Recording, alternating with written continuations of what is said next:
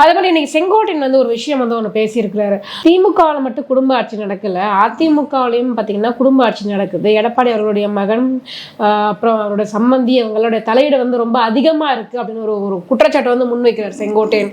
அதை பற்றி உங்க கருத்து சார்? அதுதான் அவர் போய் சேர்ந்த இடம் அப்படி அதை நியாயப்படுத்தினா என்ன பண்ண முடியும்? திமுகவுக்கு போறவங்க வாரிசு உரிமையை நியாயப்படுத்தினா தானே போக முடியும்.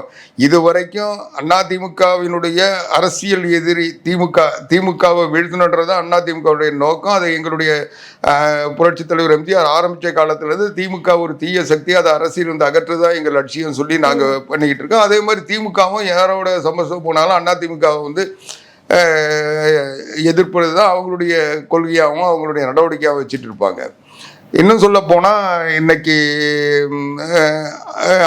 அவங்களுடைய குற்றச்சாட்டு நாங்கள் பலமுறை வந்து அவங்க வந்து இது வாரிசு முறை கட்சி, இது மன்னர் ஆட்சி முறை, இது ஜனநாயக கட்சி இல்லை.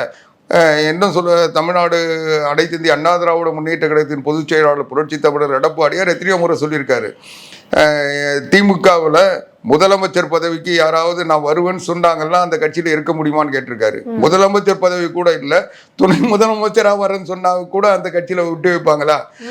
அது வந்து மன்னராட்சி முறை கட்சி.